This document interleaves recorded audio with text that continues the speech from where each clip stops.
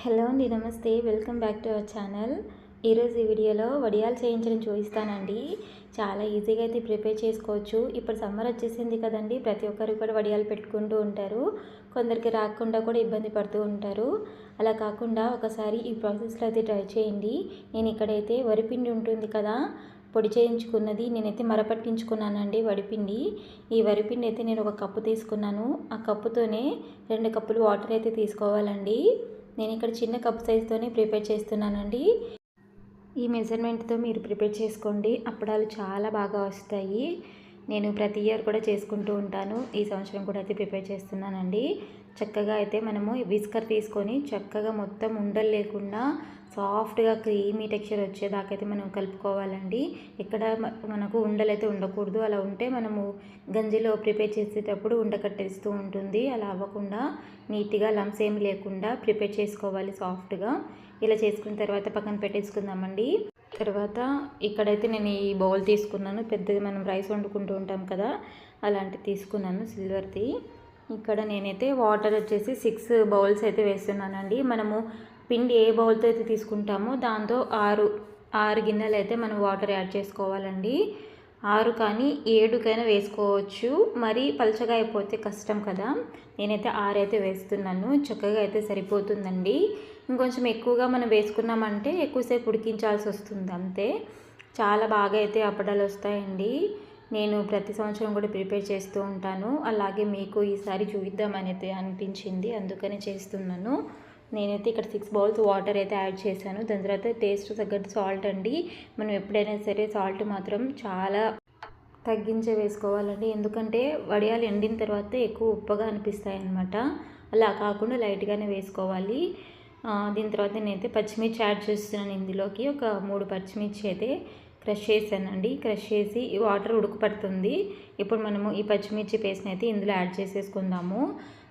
ఒకసారి అయితే వేసి చక్కగా మొత్తం అంతా కలిపేద్దామండి. అంత చక్కగా అంతా కలిపిన తర్వాత మనం పచ్చిమిర్చి ప్లేస్లో ఎండుమిరపకాయలు, జీలకర్ర కూడా యాడ్ చేసుకోవచ్చు అండి. ఆ ఫ్లేవర్ కూడా బాగుంటుంది.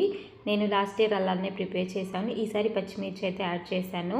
ఇందులోకి కొందరు అల్లము, జీలకర్ర కూడా వేసుకుంటూ ఉంటారు. నేను అల్లం ఇక్కడ యాడ్ చేయట్లేదండి, జస్ట్ మిర్చి మాత్రమే యాడ్ చేశాను.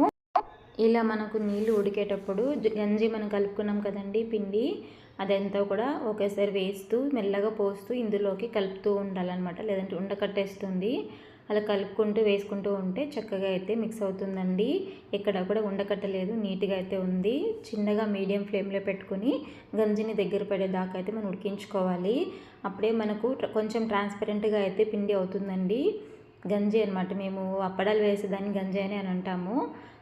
ఇలా గంజి కాసుకోవాలన్నమాట అప్పడాలకి. నాకు చాలా వరకు మొత్తం ఉడికిపోయిందండి, బాగా ఉడికించుకున్నాను చాలాసేపు. దగ్గర దగ్గర నేను 1/2 అవర్ పైనే ఉడికించానండి. ఇప్పుడు చూడండి ఒక బౌల్లోకి అయితే తీసుకున్నాను. నేను అప్పడాలు వేసే టైంకి నాకు డాబాపైకి ఎక్కువ మంకీలు వచ్చేసాయండి. రావడం వల్ల చాలా లేట్ అయిపోయింది. గంజి కాస్త కొంచెం తిక్కగా అయిపోయింది. చూడండి కాస్త తిక్ అయిందనమాట, మంకీలు చాలా వచ్చాయి. అందుకని నేను ఇంకా లేట్ చేసుకున్నాను, వేసుకోవడానికి నాకు లేట్ అయిపోయింది. ఇప్పుడైతే అయినా కాలుతుంది, వేడిగా ఉందని చూడండి మంకీలు వచ్చాయి. అసలు వెళ్ళడానికి లేదు డాబాపైకి, బోల్డన్ వచ్చేసాయి, మంకీలు కూర్చుని ఉన్నాయి. నేను బౌల్ తీసుకెళ్దామని వెళ్తూ ఉంటే వచ్చినాయి అనమాట, అందుకని వడియాలు పెట్టుకోవడం లేట్ అయిపోయింది. నేనైతే ఇక్కడ ఒక శారీ తీసుకున్నానండి. మనకు సింథటిక్ శారీస్ ఉంటాయి కదా, శారీస్ తీసుకున్నాను. ఒకసారి వాష్ చేసేసి తడి క్లాత్ అయితే వేసానండి. ఇలా వేసుకుంటే మనకు అప్పడాలు తీసేటప్పుడు కూడా ఈజీగా వస్తాయి. ఒట్టిగా ఉన్న క్లాత్ పైన కన్నా కూడా తడిగా ఉన్న క్లాత్ పైన అయితే మనం అప్పడాలు కానీ ప్రిపేర్ చేసుకోవాలండి. ఇంతేనండి, చాలా ఈజీ అనమాట. మనము బయట కొనవలసిన పని లేకుండా ఇంట్లోనే వడియాలు, అప్పడాలు చక్కగా పెట్టుకోవచ్చండి. ఇక్కడ చూడండి మా అమ్మాయి నేను వేసానని చెప్పేసి నా దగ్గర నుంచి బౌల్ తీసుకొని తనే వేస్తూ ఉంది. చిన్నగా వేస్తుందనమాట. చక్కగా వేసింది మా పొట్టిది కూడా. తనకి ఇష్టం, ఎండ ఉంది నన్న వెళ్ళు కిందకి అంటే లేదనుకుండా ఇక్కడ కూర్చొని వేస్తూ ఉంది. బాగా వేసింది కదా మా అమ్మాయి అప్పడాలు. ఎలా వేసేద్దో ఒకసారి కామెంట్ చేయండి. చూడండి ఈవినింగ్ అంతా కూడా చాలా వరకు మొత్తం ఆరిపోయాయి. బాగా ఎండగా ఉంది కదా ఇప్పుడు, ఎండిపోయినాయండి. ఇంకా తీద్దామని చెప్పేసి జస్ట్ ఇట్లా సైడ్కి మనకి ఫోల్డ్ చేసేసుకొని బ్యాక్ సైడ్ నుంచి వాటర్తో తడుపుకోవాలండి. ఇలా తడుపుకొని వెంటనే మనం తీసేసామంటే చక్కగా అయితే వస్తాయి. కాస్త నానిన తర్వాత తీసుకోవాలి. ఇక్కడ చూడండి తీసాను, ఒకటి వచ్చింది, హోల్ పడింది కొంచెం. చక్కగా అయితే వచ్చాయండి అప్పడాలు. చూడండి చాలా బాగా వచ్చాయి. నేను తీసిన తర్వాత ఒక 2 డేస్ మళ్ళీ ఎండలో పెట్టాను. ఒక 2 రోజులు బాగా ఎండిన తర్వాత బాగా ఉన్నాయండి అప్పడాలు. భలే తెల్లగా బాగా వచ్చాయి.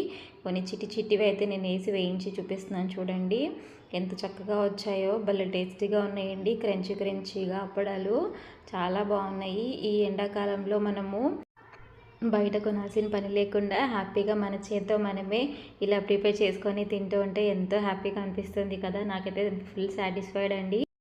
మీరు కూడా ఇలాగా ఈజీగా ప్రిపేర్ చేసుకొని ఎలా వచ్చింది కామెంట్ సెక్షన్లో కామెంట్ చేయండి. ఈ వీడియో నచ్చితే లైక్ చేయండి, షేర్ చేయండి, సబ్స్క్రైబ్ చేసుకోండి. Thank you friends. నమస్కారం.